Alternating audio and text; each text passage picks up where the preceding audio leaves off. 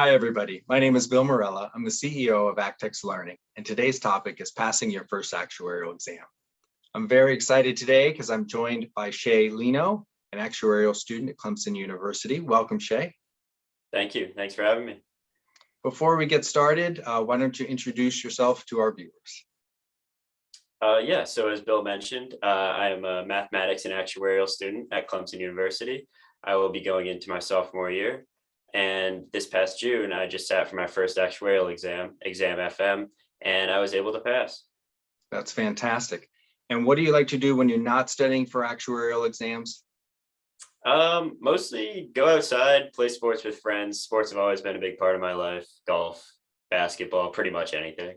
Fantastic. Great. Okay. So you sat for FM. Why did you select exam FM as your first? Basically it was just by circumstance. The way that Clemson has their curriculum set up, they teach exam P in the spring or fall rather, and they teach exam FM in the spring. And so the way I had it worked out was I had all the prerequisites my freshman year, so I was able to take that class for exam FM in the spring. Great. Yeah. And for our viewers, it really doesn't matter if you take FM or P first. Employers don't care. It matched Shay's schedule, and that's great. Or you could select the exam that you think you might be able to pass a little easier, just to hopefully get that, behind you. So just thought I'd mention that aside. So, all right, excellent. So then you're studying throughout the semester. The semester ends how many weeks before your actual exam sitting? Yeah, so I had about a 5-week period between my classes end and I sat for the exam. And so during the beginning of that 5 weeks, I actually sat down and wrote out a detailed schedule of how I would study each day. And so during the first few weeks, I would study a certain topic, do some practice problems on goal, and sort of work from there. And then towards the end of it, I would focus mostly on the practice exams. That way, it just got me a feel for what the exam was going to be like, sort of the time constraint, all of that. Great. And what do you feel helped you prepare the most and gave you the most confidence going into it? So the materials I used in that the most helpful to me were my class notes. Those were huge. I would just go back, review them, and then in supplement to that, I would use some formula and review sheets that I created. And I also had access to study manuals, which were very helpful when I was working through practice problems. Whenever I'd find something tricky or get a question wrong, I would go back to the manual and sort of deepen my understanding of that concept. Great. So were you confident going into the exam? Yeah, I was pretty confident going in. I had taken a bunch of practice exams and done well on them. I had a goal score of 72. I thought I had a good understanding of material. And then as I sat for the exam, the first few questions didn't really go my way. My confidence started to dip a little. But by the end, I was able to get it back and I ended up passing. Excellent. Excellent. Is there anything that you would do differently based on this first exam experience that you've had?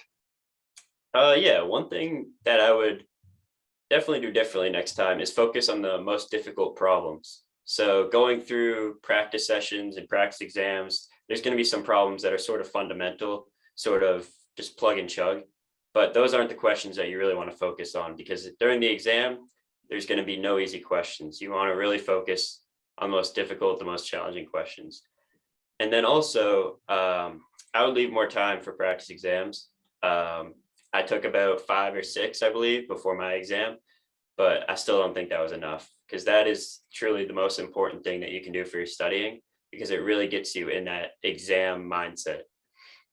Right. Solving the problems under a time pressure situation is critically important, because with enough time, everyone, not everyone, but you'd be able to solve a lot of these questions, right? But you only have allotted time. Each question has to be solved pretty quickly. Exactly. Very good advice. So it's exam day. Any strategies that you might want to share with some of your other your peers related to the day of the exam? I'd say one of the biggest ones was just to skip any difficult or problems where your answers didn't match the answer choices, you couldn't really figure it out, didn't know where to start. Just skip those, make a note of it, and save time in the end to come back to them. On the flip side of that, if you get a answer that does match one of the answer choices, you want to just fill that in and consider it correct. Just keep on moving on because you're not going to have time to redo every single problem. So that really goes into the time management thing, which is key. In addition to that, as you're reading through the problems, you really want to look for keywords and think in your mind what you could use to solve the problem as you're reading it. So that way you're not reading the problem, sitting there for a minute, trying to figure out how to solve it. You're sort of reading it and solving it at the same time. Excellent. Yeah, that's excellent advice. Yeah, I mean, you're prepared, you're practiced, and then hopefully you pass. So was there anything unexpected on exam day that's worth mentioning? Yeah, I'd say in terms of the exam, it was overall more difficult than I expected. Like I mentioned earlier, there's going to be no easy questions on the exam. Don't expect any freebies. In terms of the exam environment, it was basically as expected. It's going to be dead silent in there. You're going to be in your own little confined space. So yeah. Great. Well, Shay, that's all the time we have today. This hopefully very helpful to your peers. And I just want to thank you for agreeing to this video chat. Of course. Thanks for having me.